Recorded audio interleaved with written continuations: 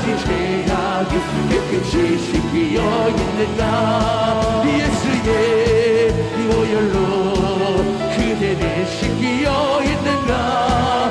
마음속에 여러 가지 죄악이 깨끗이 씻기어 있는가. 예수의 보혈로 그대는 씻기어 있는가. 마음속에 여러 가지 죄악이 예수 그리스도 보혈의 능력이 우리의 성령과 능력으로 충만하게 채워주시고, 오늘 각 사람 마음 안에 주의 성령을 부으셔서 우리가 주님 앞에 우리의 삶을 드릴 수 있도록 성령 하나님 붙드시고 지켜주십시오. 오늘 다시 한번 주의 사랑과 능력으로 우리 주님 앞에 나아갑니다. 오직 나의 삶을 주님 앞에 드릴 수 있도록 거룩하신 주님, 오늘 예배를 지켜주시옵소서. 주님, 거룩하신 하나님, 오늘 예배를 지켜주시옵소서. 우리의 마음을 지켜주시옵소서. 우리의 예배의 부스권을 세워주시옵소서.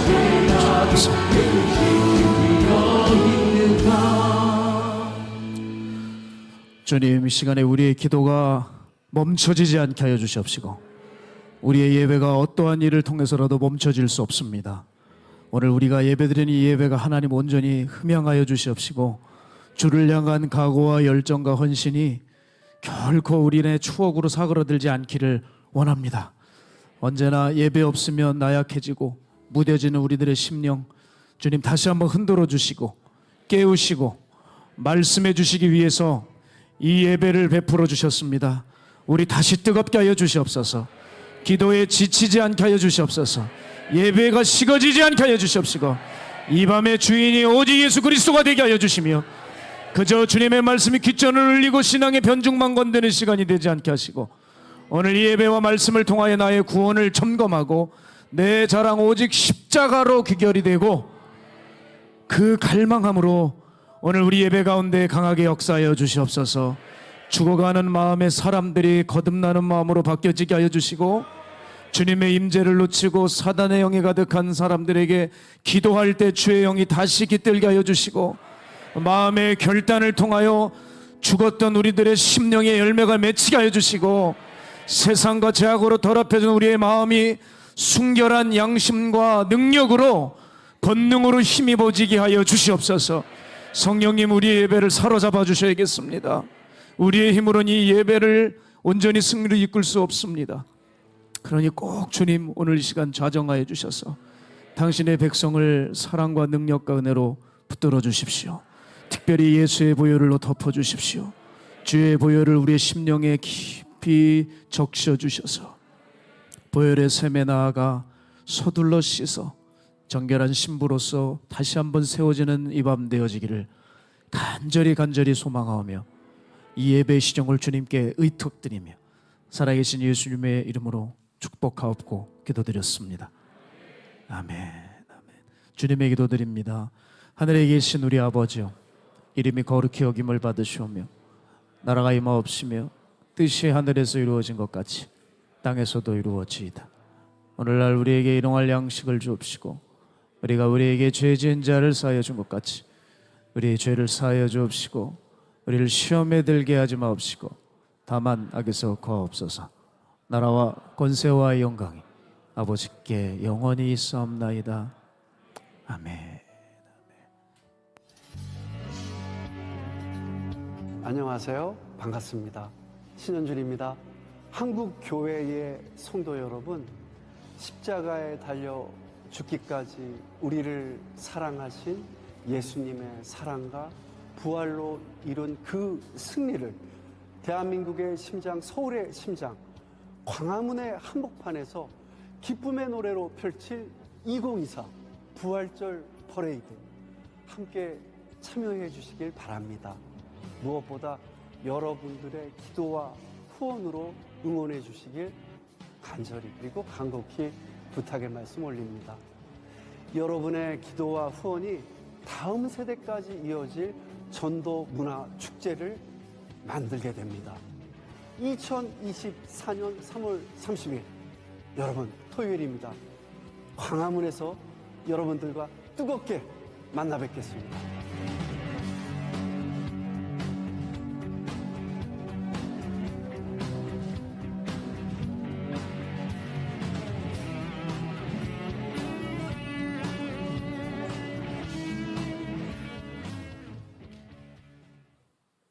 할렐루야.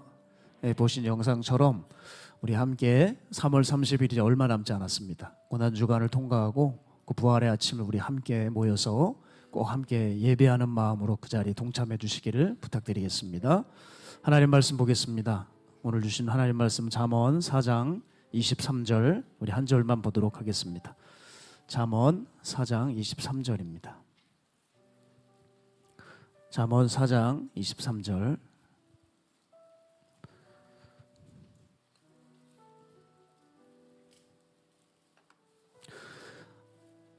잠언 4장 23절. 잠언 4장 23절. 다 찾으신 줄 알고 우리 함께 합독하겠습니다. 시작. 모든 지킬 만한 것 중에 더욱 내 마음을 지키라. 생명의 근원이 이에서 나매니라. 아멘. 제가 우연히 동물의 왕국을 본 적이 있습니다. 그냥 말로만 듣던 그런 영상들을 제가 실제로 보게 되고 또 특히 사자의 사냥하는 것을 보게 되면서 그렇게 흥미롭고 시간 가는 줄 모르게 그 브라운관에 빠져들었던 적이 있습니다. 사자들이 오랫동안 이렇게 허기가 져 있었던 거예요. 이 건기 시절을 보내면서 너무 모든 상황들이 악조건 속에서 사자들이 굶고 있다가 갑자기 기회가 찾아옵니다.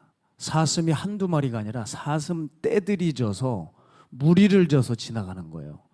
이때 사자가 기회가 왔다 싶어서 숨을 죽이고 자세를 낮추고 사슴들의 동태를 파악하기 시작하면서 목표물 하나를 선정했습니다. 그리고 살금살금 걸어가다가 자신의 사정거리 안에 들어왔다고 생각을 하자 쏜살같이 달리기 시작을 하는데 결국 사냥에 성공을 했습니다. 근데 누굴 잡았느냐? 저는 그 얘기를 하고 싶은데 너무나도 안 됐지만 어린 사슴이었어요. 새끼는 아니었지만 대략 그렇게 보면 한 청소년쯤 돼 보이는 사슴 아닐까. 근데 왜 잡혔을까? 그 장면이 쭉 이렇게 카메라의 앵글에 잡혔는데 어른 사슴들은 물을 먹어도 긴장하고 동태를 살피고 있었지만 이 어린 사슴은 햇살을 맞으면서 한가롭게 물을 먹는 거예요. 그리고 어느새 털에 묻은 물을 털고 있었고 그렇게 여유를 부리고 있다가 이 달려오는 사자를 발견하고 뒤늦게 온 힘을 다해서 달려보지만 영락없이 붙들린 겁니다. 사슴의 연약한 목줄은 사자의 강한 이빨에 의해 사정없이 찢겨졌습니다. 그리고 어린 그 사슴의 숨이 떨어질 때까지 목줄을 물고 있던 사자의 입은 벌어지지 않았어요. 그리고 나서 사자들은 무리로 지어다니는 게 사자 아닙니까? 여기저기서 사자들이 와서 닥친 대로 그 어린 사슴을 뜯어먹는 거예요. 얼마나 불쌍하고 안 됐는지. 그런데 저는 여기서 발견한 사실 한 가지가 있습니다. 사자도 사슴을 아는데 어설픈 사슴을 안다는 거예요. 적어도 여러분 사자라면 그 힘과 그 속력을 낼 수 있는 맹수기 때문에 사실 모든 동물보다 어떤 동물보다도 강인한 힘을 가지고 있잖아요. 그러니까 큰 성인 사슴들을 공격하고 사냥해도 충분할 것 같은데 글쎄 상황 파악 모르는 이 어린 사슴들만 공격을 하더라고요. 제가 여기서 깨달은 것은 우리가 원수에게 잡히지 않으려면 이거 하나만 기억하면 됩니다. 어설프지 않으면 됩니다. 어설프지 않으면 돼요. 자, 예를 들어드리면 태권도나 합기도를 누가 했습니다. 만약에 했다고 쳐보죠. 자, 이 운동들은 정말 훌륭한 운동들입니다. 그런데 어설프게 하면 진짜 뒷골목에서 주먹에 잔뼈가 굵은 사람한테 걸리면 조 맞습니다. 내가 어떤 운동을 했다는 것이 대수가 아니라 어설프면 소용이 없는 거예요. 두들겨 맞는 겁니다. 자, 여러분, 어린 사슴이 상황을 아예 못 알아차리고 잡아먹힌 게 아닙니다. 알아차렸어요. 저 어린 사슴이 사자를 못 알아보는 게 아니에요. 알아봤습니다. 그런데 왜 그렇죠? 왜 죽었죠? 어설퍼서 죽은 거예요. 조심해야지 했지만 더 철저하지 못했고 도망가야지 빨리 도망가야지 했지만 뒤늦게 행동을 한 거죠. 미성숙하고 어설프면 붙들리는 거예요. 그 이야기가 성경에도 나옵니다. 미련한 5 처녀의 이야기. 여러분 이 이야기를 잊지 말아야 돼요. 등불도 들었고 기름도 준비했는데 뭐가 문제였나? 어설픈 게 문제였어요. 철저하지를 못한 겁니다. 남들이 기름 가져오니까 나도 가져온 거고 가져와야 되는 상황이니까 그냥 가져왔는데 조금 얼마 가져온 거예요. 그리고 잠들어 버렸고 새벽까지 그 기름이 버텨줄 수는 없었던 거예요. 그래서 신랑이 왔다는 소식에 기름을 사러 간 사이에 신랑과 함께 들어가 혼인신문은 닫힌 거죠. 여러분, 적당하게 대충 준비해서 망한 사람들 이야기가 성경에 나오는 거예요. 자, 우리가 그걸 알아야 돼요. 그 신부들, 그 신부가 될 법한 그 처녀들은 대충 준비했지만 원수는 대충이 없어요. 여러분, 원수에겐 대강이 없습니다. 원수는 항상 죽자고 달려들어요. 그런데 거기에 대충 맞춰주고 적당하게 맞춰준다는 건 결국 죽는다는 얘기거든요. 창세기 요셉을 보세요. 보디발 장군 아내가 밧세바가 유혹을 하는데 성경에 기록되어 있어요. 그 밧세바가 날마다 와서 유혹을 했다는 거예요. 어느 날 와서 요셉? 그게 아니라 요셉, 요셉, 요셉, 요셉 해서 그냥 날마다 끈질기고 지배하고 집착적으로 계속 와가지고 유혹을 하는 거예요. 정말 소름 끼치지 않아요? 아무리 절세민이라도 계속 요셉 이러면 귀신같이 보일 것 같아요.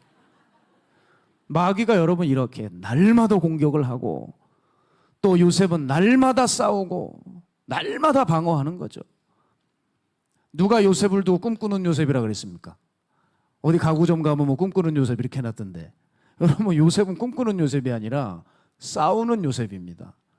창세기 보세요. 요셉의 삶이 얼마나 기고만장했습니까? 얼마나 기구했습니까? 예? 파란만장했어요. 기구한 인생을 살았단 말이에요. 싸우는 요셉이에요. 날마다 철저하게 민감하게 방어하며 싸워나갔습니다. 그것으로 미루어 봤을 때 신앙에는 적당히 대충 여유 있게 이런 말 따위는 없습니다. 그렇게 어설프다가는 다 당하고 죽고 마는 거예요.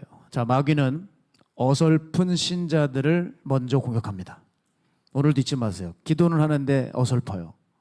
예배는 드리는데 어설픕니다. 여러분, 이렇게 날마다 여러분의 영혼을 낚아채려고 애쓰고 있어요. 이게 영적 전쟁의 실체입니다. 오늘도 날마다 지금 이 시간에 공격하고 있는데 우리들은 한가롭게 그 잡혀먹었던 어린 사슴처럼 한가롭게 예배드리고 예민하고 명민하게 깨어있지를 못하는 거예요. 그러니까 당하는 겁니다. 자, 마귀의 공격이 올 때 처음에는 티가 정말 안 납니다. 그런데 서서히 정복당해 가죠. 이 이야기는 모르는 사람이 없을 겁니다. 그런데 내가 마귀에게 공격을 당하고 있구나, 이걸 알 수 있는 방법이 있어요. 공격을 당하면 어디 한 군데가 말을 안 듣기 시작합니다. 그게 어딘 줄 아세요?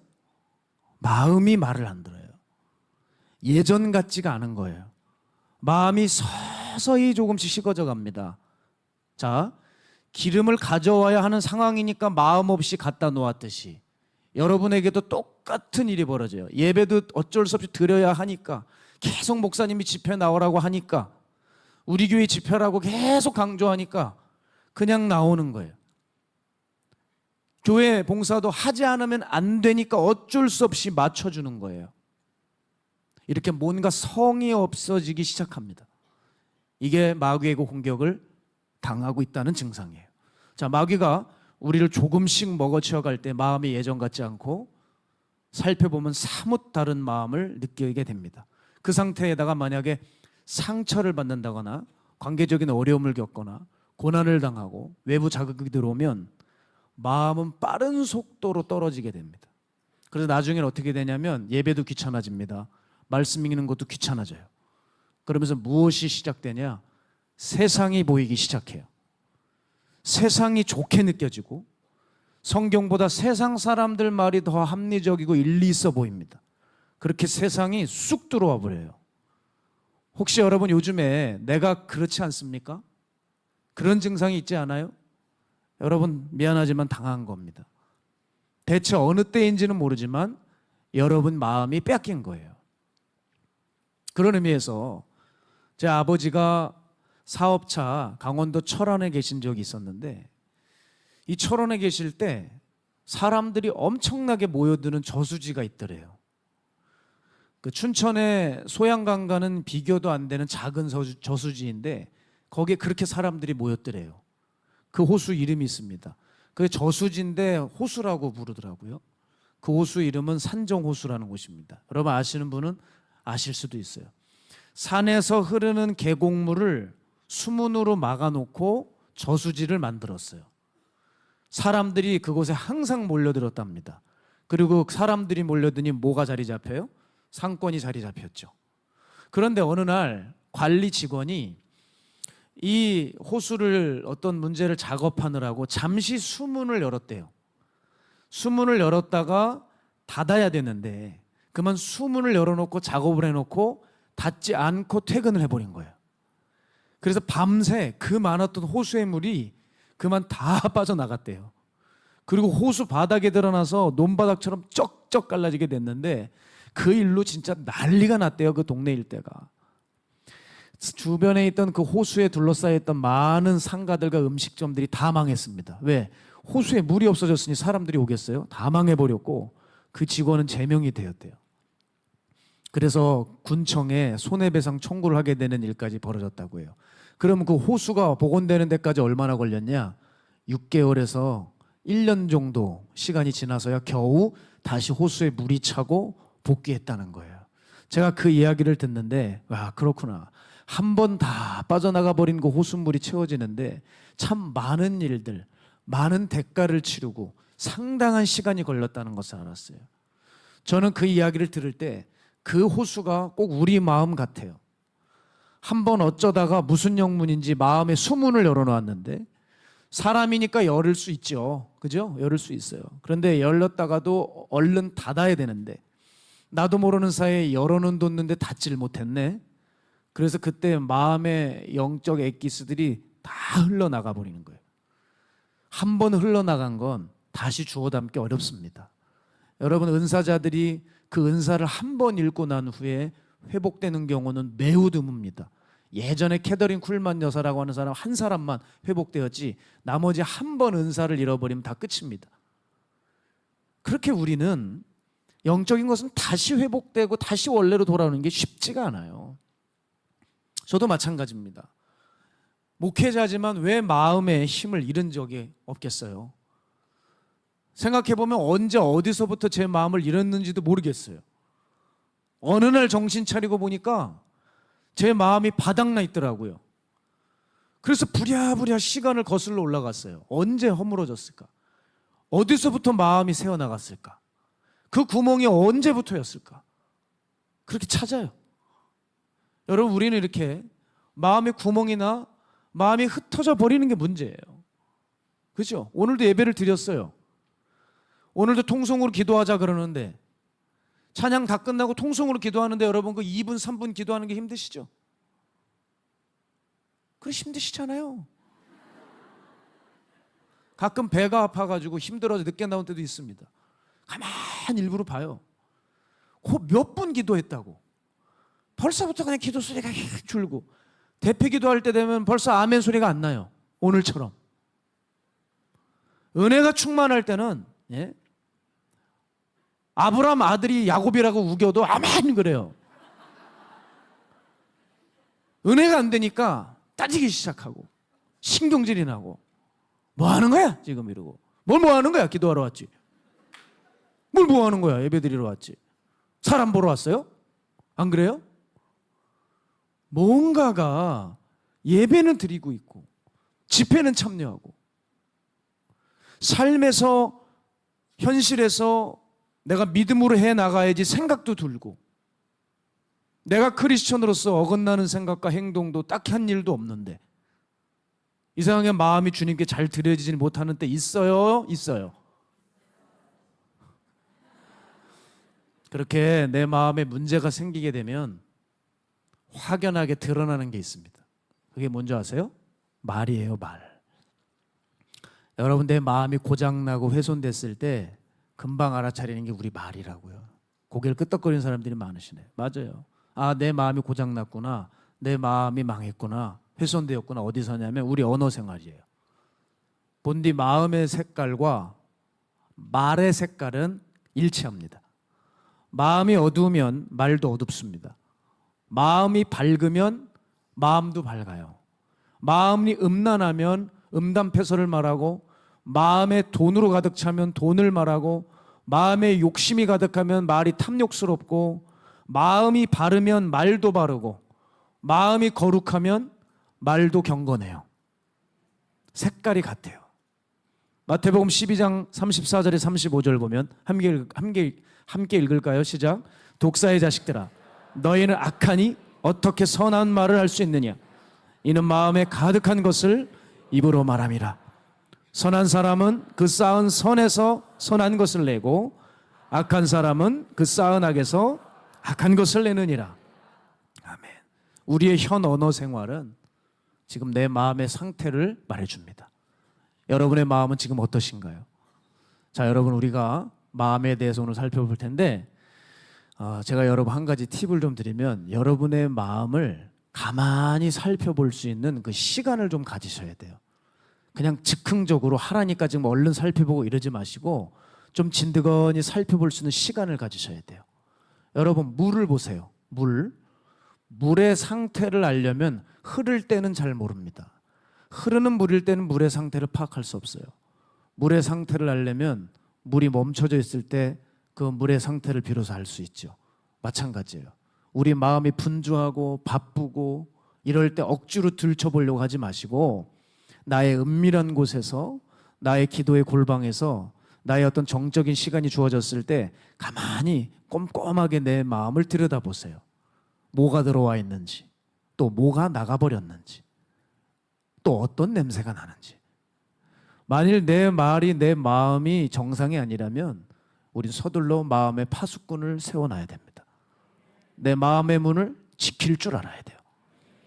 여러분에게 있어서 너무나 중요한 기도 한 가지가 있는데요, 시시때때로 여러분 이 기도를 많이 하셔야 돼요.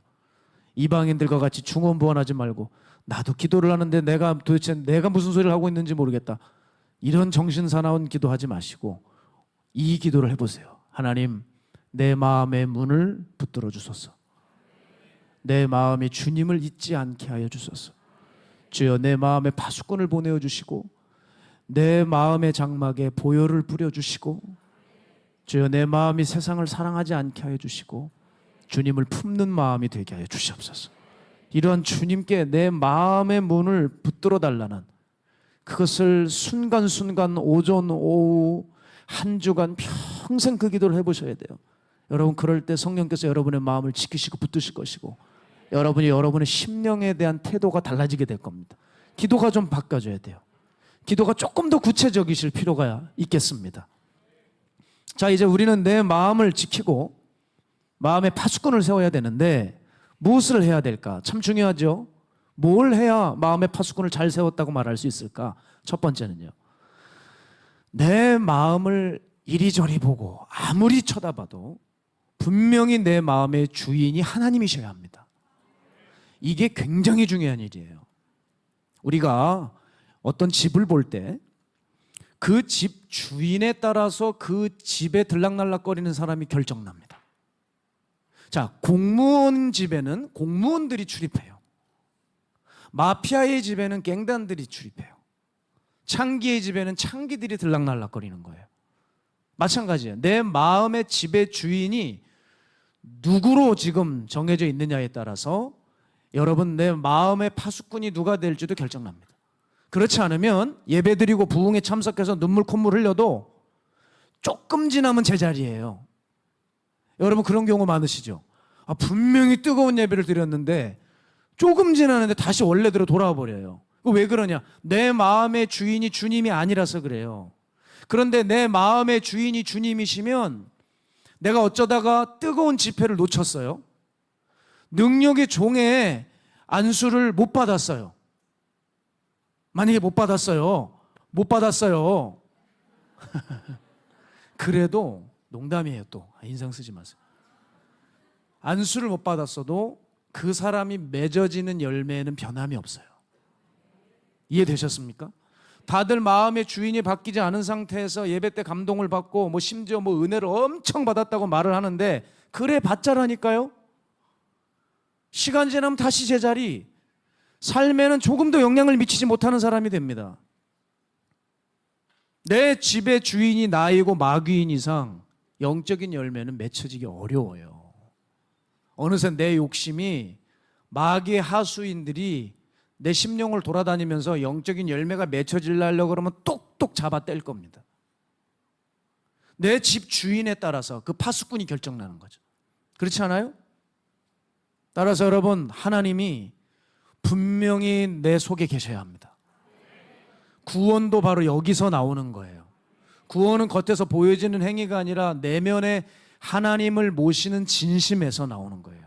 경외함, 경건함, 거룩함, 그래야 구원이 임하지요. 성경이 말하잖아요. 너희가 화평함과 거룩함을 따르라. 이것이 없이는 주를 보지 못하리라. 아무도 주를 보지 못하리라. 그러니까 실질적인 내면의 역사가 없이 자꾸 구원을 들먹이고 자기 영혼이 안전하다 그러고 뭐 신학자 누가 그런 말을 했다 그러고 뭐 칼빈이 뭐라 그랬다 그러고 웨슬리가 뭐라 그랬다 그러고 루터가 뭐라 그러고 뭐 쓸데없는 얘기예요. 교회 생활 가지고 구원받을 수 없고 내 속에 거룩함 없이 그 교단 창시자들이 우리를 구원으로 이끌어주는 게 아니에요. 그런 영적인 열매들은 내 안에 분명히 하나님이 계실 때야만 맺혀진다는 사실입니다. 시편 127편 1절 보면 너무 중요한 구절이에요. 여호와께서 집을 세우지 아니하시면 세우는 자의 수고가 헛되며 여호와께서 성을 지키지 아니하시면 파수꾼의 깨어 있음이 헛되도다. 아멘. 지금 제 얘기가 한 게 이 말씀에 다 들어있죠. 주님이 주인 되시지 않으면 집이 있는들 무슨 소용이 있고, 주님이 마음을 지켜주시지 않으면 우리가 좋아 보이는 대로 파수꾼을 세워놓는다니까요. 주님이 주인이 아니에요. 우리가 좋아 보이는 대로 파수꾼을 세운다고요. 우리가 세워놓은 파수꾼이 뭔지 아세요? 부흥 집회일 수도 있어요. 제자 훈련일 수도 있고요. 전도일 수도 있어요. 이거 하면 나 구원받고 이거 하면 마음 지킬 수 있겠지 한다니까요. 아니요. 주인이 바뀌지 않은 상태에서 이것들 다 해도 아무 의미 없이 여러분 제자리로 또 돌아가요.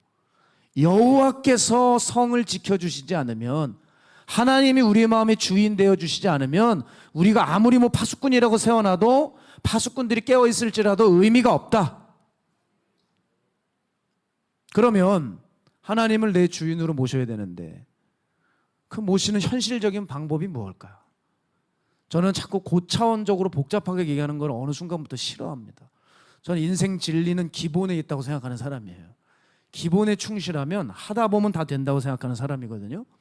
고차원적인 것부터 말하지 않았으면 좋겠어요. 하나님을 내 주인으로, 주님을 내 주인으로 모실 수 있는 현실적인 방법은 말씀과 기도라는 기본에 있어요. 그럼 또 이렇게 질문하죠. 그럼 목사님, 말씀부터 할까요? 기도부터 할까요? 네? 둘 다 시작하세요. 네? 제가 어제 얘기를 들었는데 어떤 유명한 교회에 그 담임 목사님 밑에 있는 부교육자들이, 아마 이 담임 목사님의 가르침이 그런 모양이에요. 그 영향을 받아서 모 교회에 갔는데 통성으로 교인들이 뜨겁게 기도를 하더래요.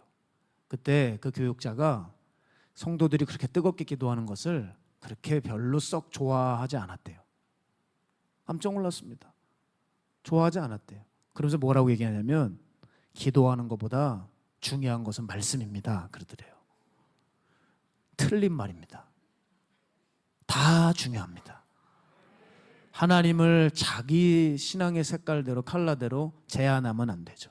여러분, 기도 없이 하나님과 교제 어떻게 합니까? 그것 좀 알려주세요. 예?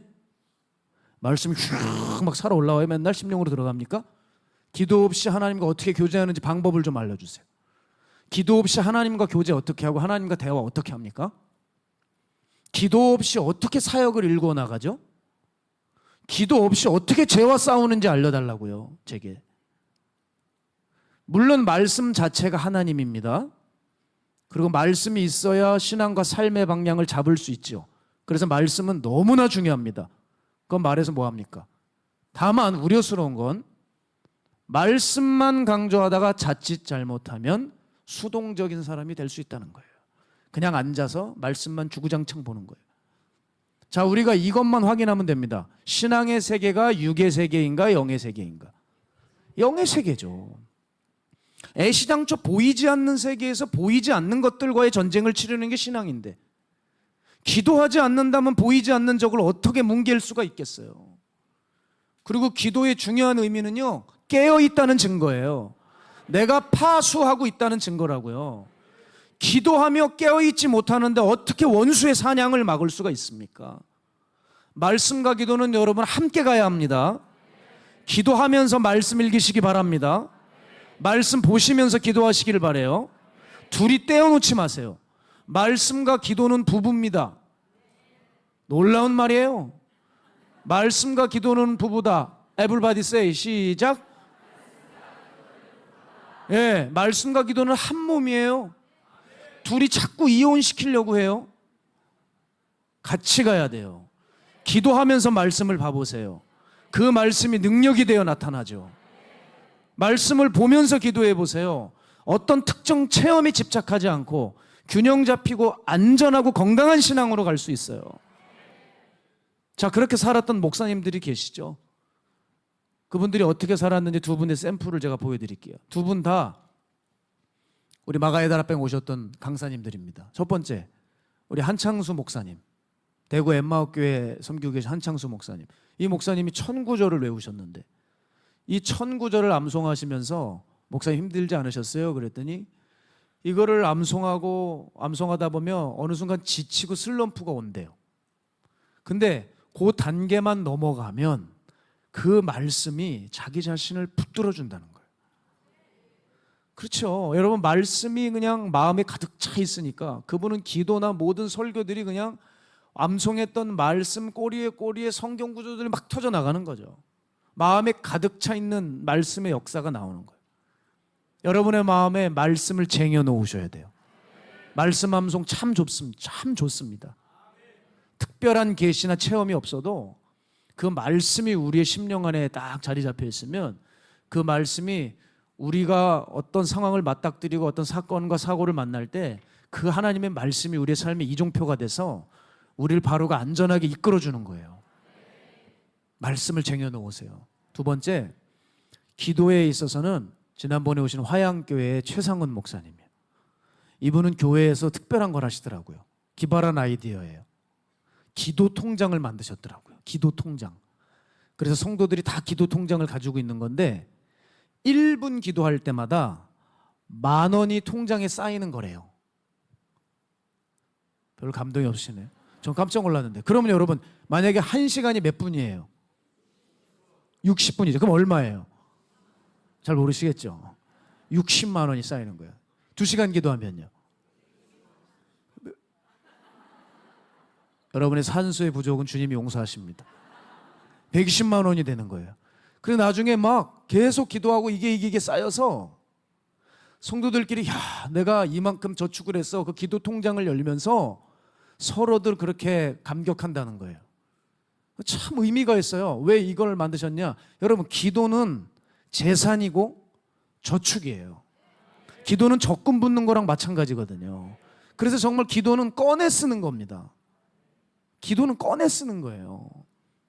지금 당장 어떤 일이 벌어지지 않아도 내가 쌓아놨던 기도는 절대 허물어지지 않거든요. 여러분, 저는 지금까지 어떤 힘으로 사역한 줄 아십니까? 남들이 알고 모르건 늘 산에 올라가 엎어져 있었어요. 그 시간이 헛되지 않는다는 것을 어디서 아느냐? 현장에서요. 내가 어떤 단했을 때 기도를 많이 못했던 상황이 있을 수 있어요. 그런데 그때 하나님이 함께 해주시는 게 있어요.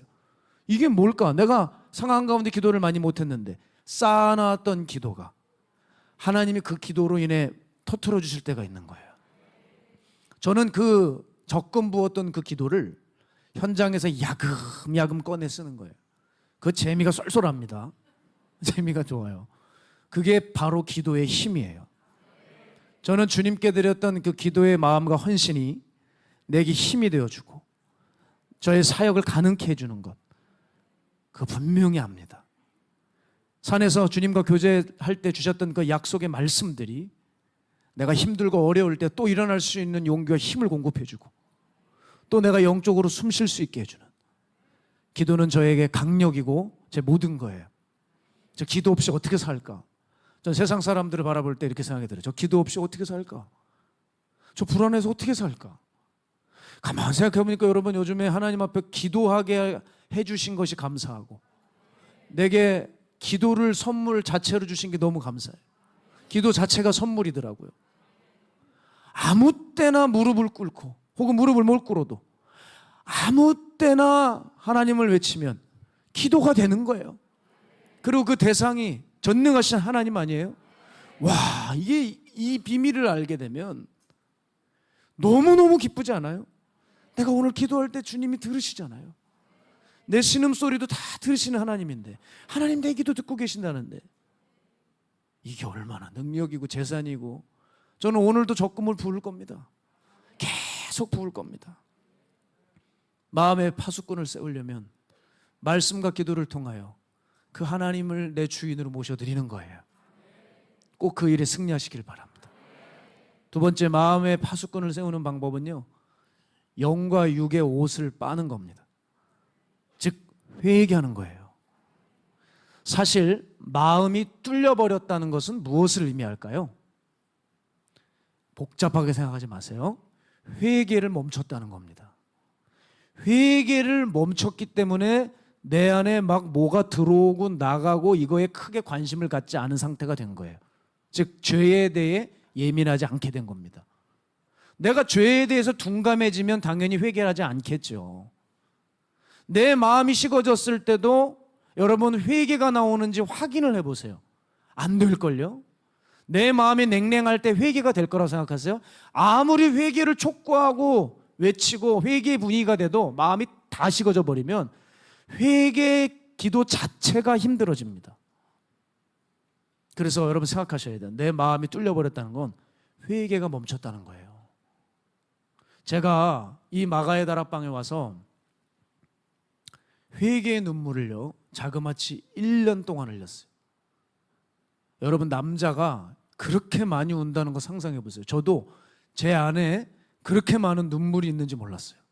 얼마나 많은 시간 눈물을 흘렸는지 몰라요. 그런데 참 놀라운 것이 뭐냐면, 회개의 눈물이 흐르면 흐를수록 제 내면이 단단해지는 것을 느꼈어요. 희한해요. 마음이 든든해져요. 회개해서 모든 것을 내려놓고 자포자기하는 것 같은데 마음이 든든하고 힘이 생겨요. 저희가 그때 체험적으로 회개가 능력이라는 것을 깨달았어요. 자, 여러분, 진짜 회개를 하게 되면 죄와 세상에 대한 태도가 이전과는 확연히 차이가 나고 반응이 달라집니다. 예전에 어떤 특정 죄가 있죠. 우리가 쉽게 넘어지는 특정인 죄, 거기에 쉽게 뚫리고 무너졌다면 진짜 회개를 하고 난 후에는 그 특정 죄에 대해서 거뜬히 대처할 수 있게 됩니다. 그리고 진짜 회개를 하면 내가 생각하는 내용 자체가 하나님으로 바뀌어져요. 그때 자기 자신이 스스로 깨달아져요. 아, 내 주인이 바뀌었구나. 내 주인이 바뀌었어. 그렇습니다. 가짜 회개 말고 진짜 회개를 하게 되면 내 마음이 주인이 바뀌어졌다는 것이 확연하게 느껴져요. 자, 그런데 사람들이 회개에 대해서 오해를 하세요. 회개하는 걸 두려워해요. 왜? 회개를 하고 나면 야, 이제 나를 위해 살아가는 삶은 끝났구나, 이렇게 푸념하면서 이제 마치 고생하면서 처음부터 다시 시작해야 되는 줄 알고 마음에 부담을 느낀다는 거예요. 그러나 여러분, 그렇지가 않습니다. 회개는 오히려 더 잘 살고 힘있게 살아갈 수 있는 마음의 갑옷을 입는 것과 같아요. 제 얘기를 잘 들으세요. 회개는 마음의 갑옷을 입는 거예요. 회개는 내가 이제 다시 삶을 힘들게 처음부터 다시 살아내야 되는구나가 아니에요. 회개를 하게 되면 설명할 수 없는데 쉽게 가게 됩니다. 오히려 속도가 나버려요. 무거운 짐을 질질 이렇게 끌고 갔다면 회개가 되면 어떻게 되냐면 그 짐에 마치 밑에 바퀴가 달려있는 것 같아서 그냥 쭉 끌면 쭉 달려오듯이 이 무거운 짐 같은 우리네들의 삶이 회개하고 난 후에는 주님께 맡겨져 버리니까 바퀴가 달려서 그냥 주인이 끄시는 대로 쭉 가버리는 거예요. 오히려 회개가 되면 삶이 힘들어지는 게 아니라 신앙과 삶에 속력이 붙기 시작하는 것이죠. 그걸 여러분이 체험을 하셔야 돼요. 여러분, 우리는 마음에 파수꾼을 세워야 되는데 자꾸 뭔가 새로운 무언가를 시도하려고 하는데 가만 생각해 보면 회개할 수밖에 없구나 생각이 들어요. 파수가 뭡니까? 파수. 한자로 얘기하면 경계하고 지키는 거 아닙니까? 그럼 뭘 파수한다는 건지 알면 끝나는 거예요. 마음을 파수하는 거죠. 마음을 파수한다는 건 무슨 얘기예요? 동시에 죄에 대해서 경계한다는 거잖아요. 그럼 죄를 회개하는 것이 진정한 파수죠.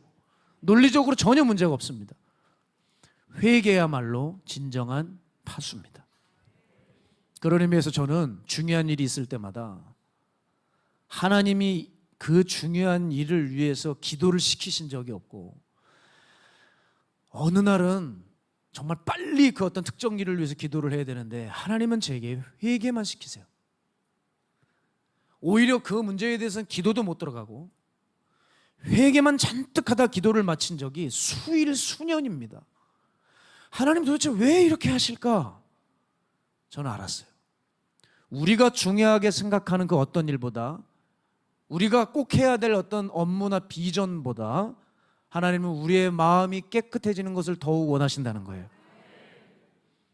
그런 의미에서 때만 되면 아주 제 방문을 두들기고 이 새가족실에서 주기적으로 상담해드리는 아주 말투가 무서운 여자 성도님이 계십니다.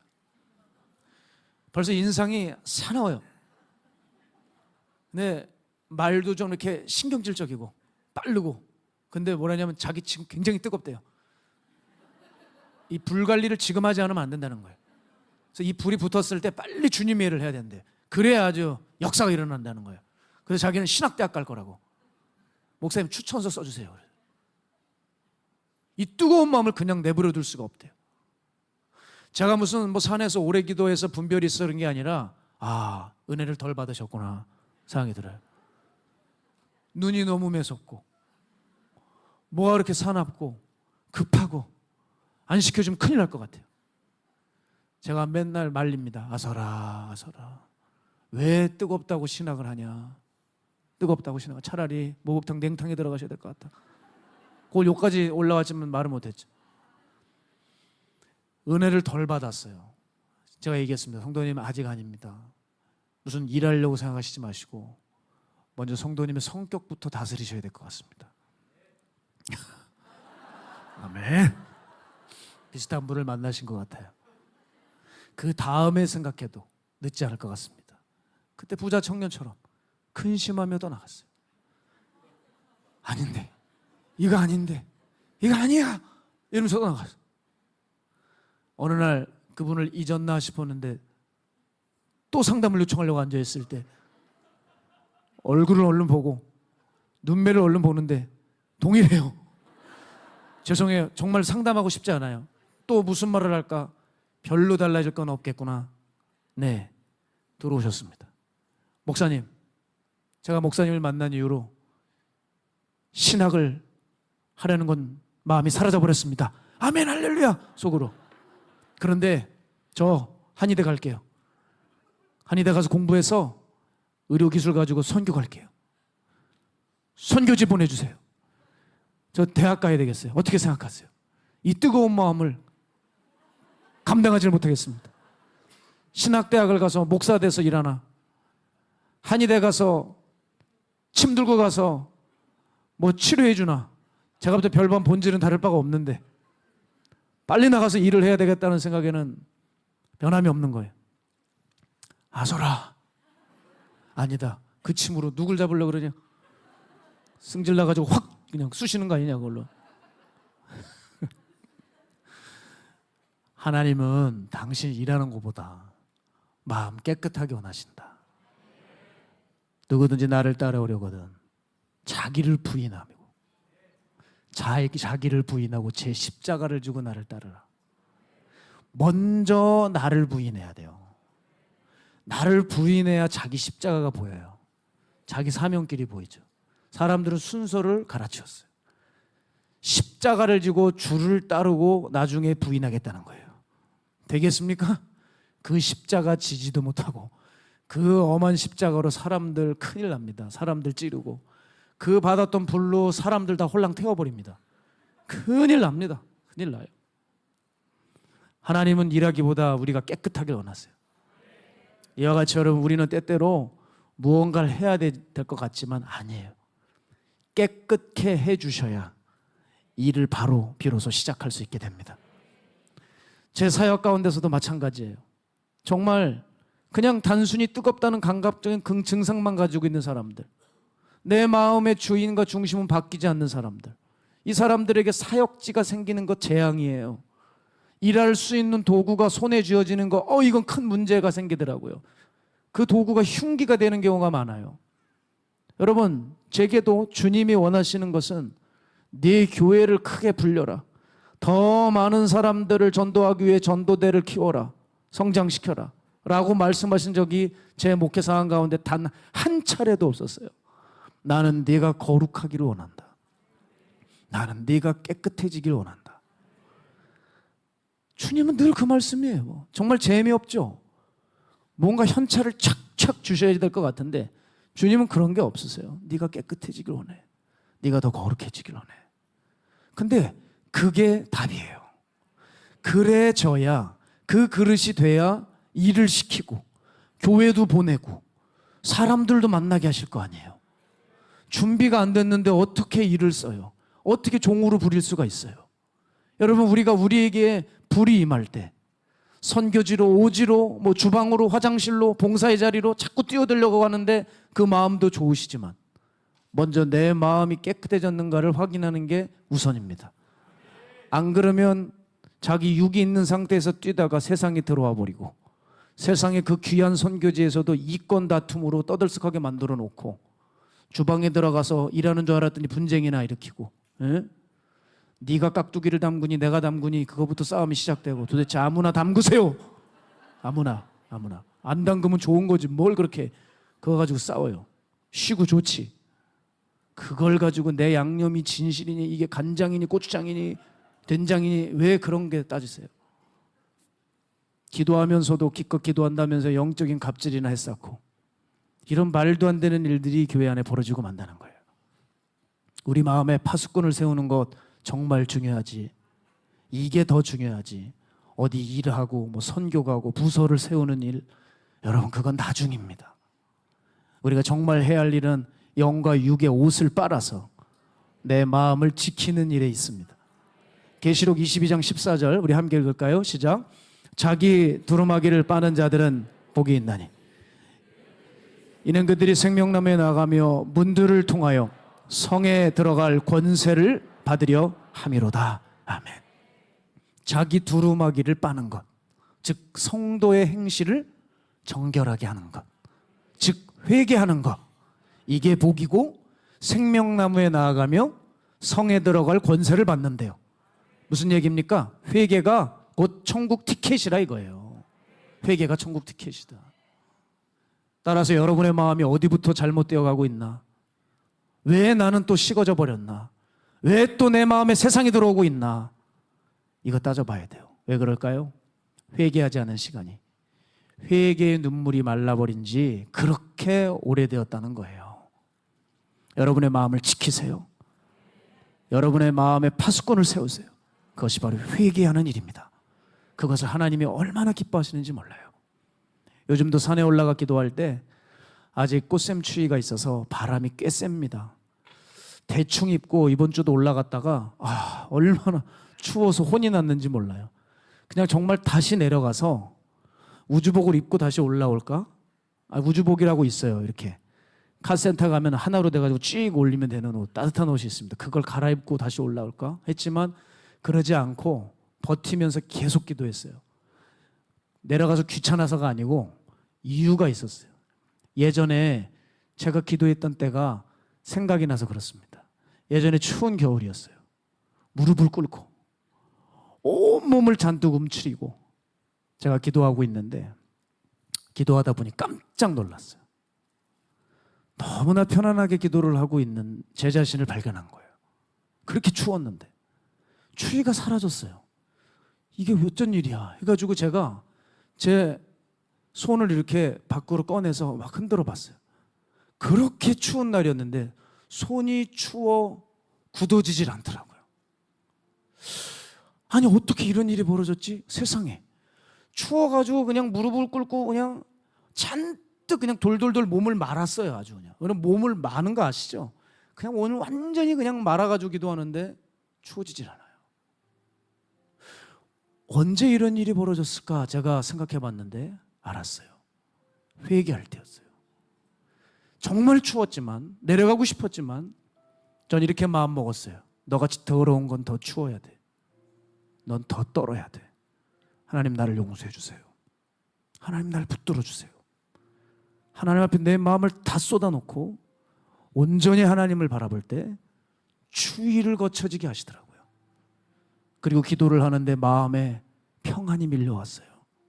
그리고 이 깊은 내면에서 마치 아지랑이 피어오르듯이 한 가지 마음이 올라왔습니다. 내가 너와 함께 할 것이다. 그때 그 기도가 저절로 나와요. 하나님, 이 시간이 멈추게 해주세요. 제발 이 은혜를 걷어가지 마시고 늘 이 순간을 유지시켜 주세요. 시간이 멈춰주게 해주세요. 평생 이렇게 살다 해주세요. 정말 죽어도 여한이 없겠더라고요. 평생 이렇게 살았으면 좋겠더라고요. 진정한 회개의 간절함이 있었을 때 하나님이 함께 해주시며 제 마음을 붙들어 주시고 그 엄동설안의 추위를 걷어주시는 그 체험을 했습니다. 사랑하는 여러분, 말씀을 정리하고 싶어요. 우리의 마음은 지금 정말 안전한가? 이대로 방치해도 괜찮을까? 마음이 흩어지고 있지는 않나요? 그 산정호수처럼 수문이 열려서 우리 마음의 문이 언제 열린지도 모른 채 그냥 영적인 엑기스가 다 빠져나오고 있지는 않은가? 오늘 우리 주님과 함께 분명한 교훈을 얻었습니다. 이제 내 마음의 주인을 하나님으로 분명히 모시자는 거예요. 말씀과 기도의 기본 생활을 통해서 그분이 나의 주 되심을 확실히 해두자는 겁니다. 그리고 회개해서 날마다 내 마음을 깨끗하게 해두자고요. 그럴 때 내 마음의 갑옷이 펴지고 내 마음의 빗장은 단단히 채워져서 그 어떤 사자 같은 공격에도 우리 마음을 파수하고 살릴 수 있게 된다는 것입니다. 사랑하는 여러분, 우리의 마음을 살립시다. 우리 마음 앞에 파수꾼을 세워둡시다. 그럴 때 놀라운 승리와 영광이 바로 여러분의 것이 될 것입니다. 오늘 이것을 여러분과 저와 함께 온전히 누리기를 주님의 이름으로 축복합니다. 우리 시간 함께 이 찬양하면서 준비하신 예물 하나님 앞에 봉헌하며 우리 뜨겁게 기도했으면 좋겠어요. 고백할까요? 주님과 함께하는, 주님과 함께하는 이 고요한 시간, 주님의 보좌 앞에 내 마음을 쏟네. 모든 것 아시는 주님께 감출 것 없네. 내 맘과 정성 다해 주 바라나이다. 나 염려하잖아도, 나 염려하잖아도 내 쓸 것 아시니. 나 오직 주의 얼굴 구하게 하소서. 다 이해할 수 없을 때라도 감사하며 날마다 순종하며 주 따르오리다. 온 마음 다해, 온 마음 다해 사랑합니다. 온 마음 다해 주 알기 원하네. 내 모든 삶 당신 것이니 주만 섬기리.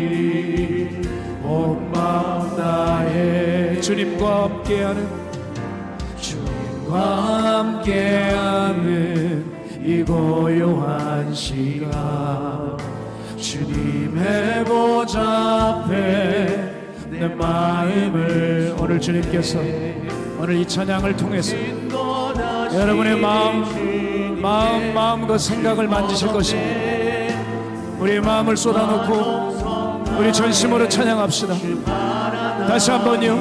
주님과 함께하는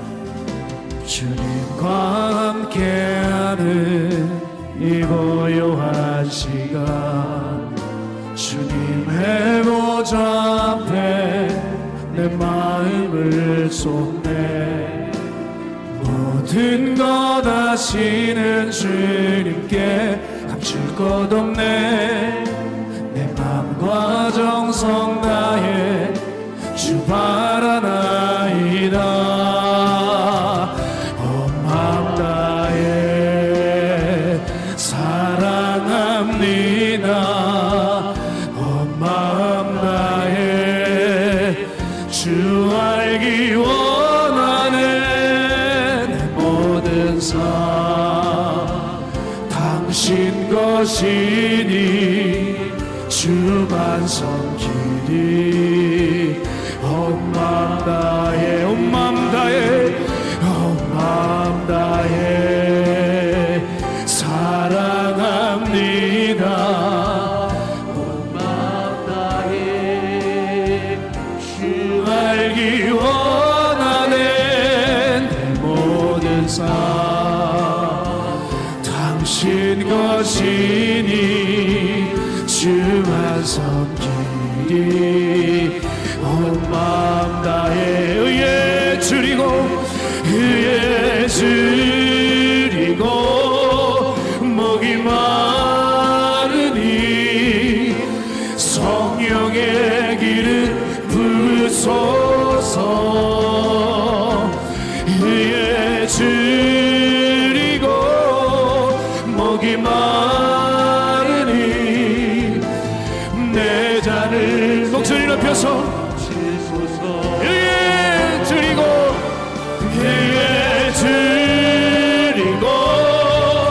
목이 마르니 성령의 길을 부소서. 의에 줄이고 목이 마르니 내 잔을 채워 주소서. 성령으로 채우사 주 보게 하. 주의 임재 속에 은혜 알게 하소서. 주 뜻대로 살아가니 세상 끝날까지 나를 빚으시고 새날 열어주소서.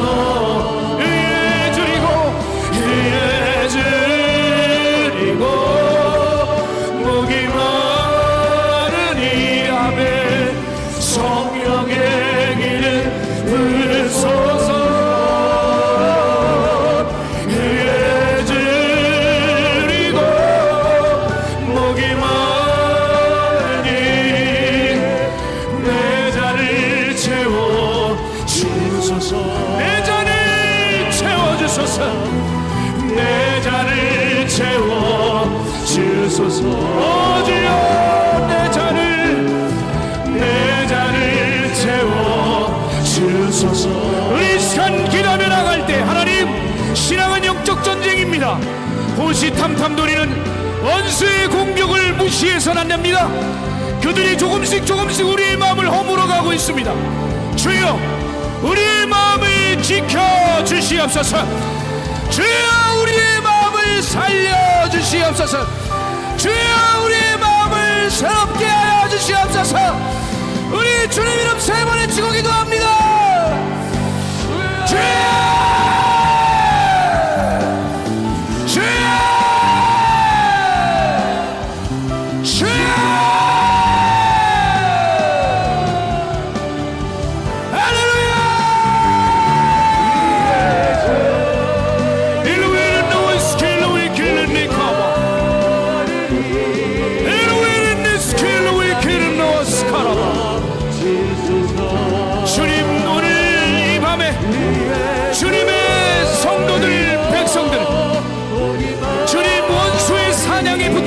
하여 주십시오. 저들이 사냥질에 놀아나지 않게 하여 주시고 어느 때부터인지는 모르나 우리의 마음을 붙들어 주십시오. 우리의 마음을 지켜주십시오. 주여!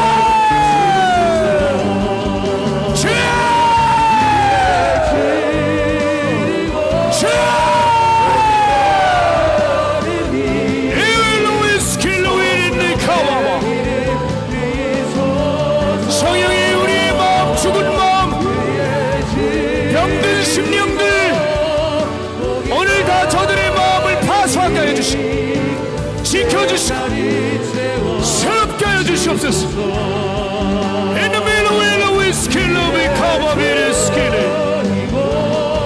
여러분 모두 지킬 만한 것 중에 더욱 우리의 마음을 지켜야 합니다.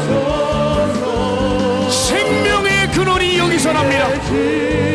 생명이 여러분의 마음에 달려 있습니다. 그러기에 원수는 우리의 마음을 사냥합니다. 이 마음 사냥꾼들을 조심해야 합니다. 여러분의 마음을 붙들어 달라고, 하나님 내 마음의 보혈의 능력으로 덮어달라고, 내 마음을 보혈의 샘에 적셔달라고, 나를 보혈의 권세 아래 놓이게 해달라고 오늘 주님 앞에 기도하며 나갑시다. 주여!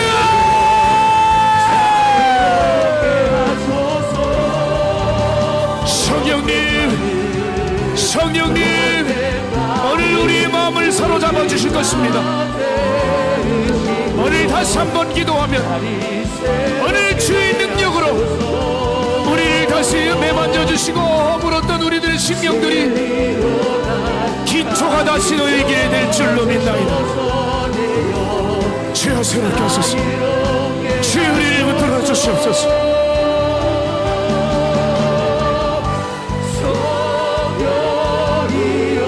성령이여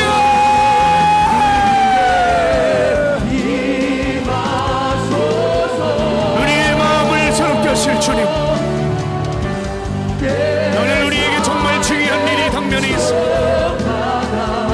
잊고 있었던 우리들의 마음, 그 하나님 다시 회복되게 하여 주소서. 우리 시간 기도할 때 다시 한번 기도합시다. 하나님 우리 마음에 파수꾼을 세우기를 원합니다. 주님 내 마음의 주인이 되어 주시옵소서.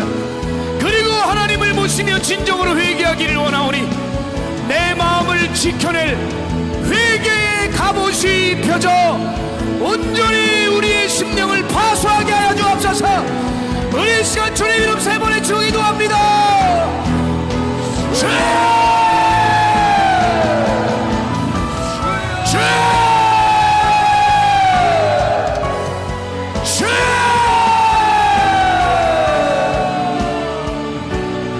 회개의 갑옷을 입으라.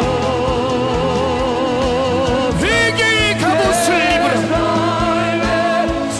회개의 갑옷을 입으라. 에로에는 노을 스킬리카. 사단의 모든 불화살을 이길 수 있는 바로 회개의 갑옷을 입는 일입니다. 주여 내가 진정으로 회개하기 원하오니 오늘 내 마음의 문을 열어주시고 나를 온전히 파수하게 하여 주십시오. 내 마음을 지켜냅니다. 내 마음을 새롭게 하여 주십시오.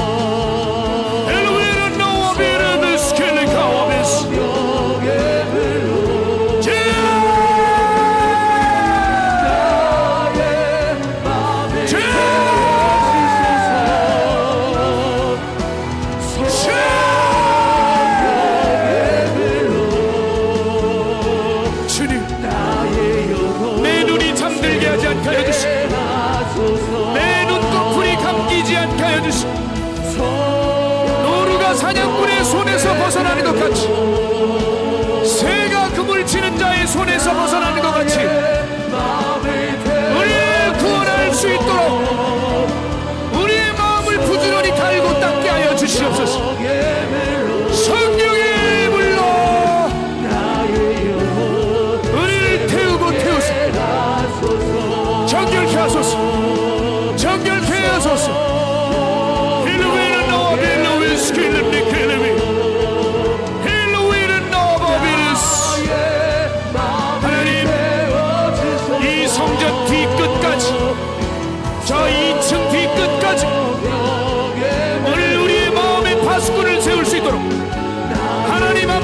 멈춰드리고 진정으로 회개하여 하나님 앞에 새로워질 수 있도록 주여 우리를 붙드시고 지켜주시옵소서.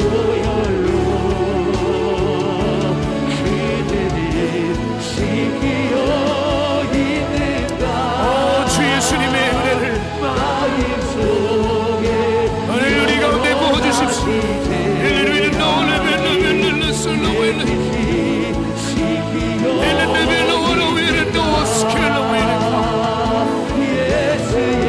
전능하신 아버지 하나님의 능력과 권세 오늘 이 영에 풀어지게 하여 주옵소서. 풀어지게 하여 주옵소서.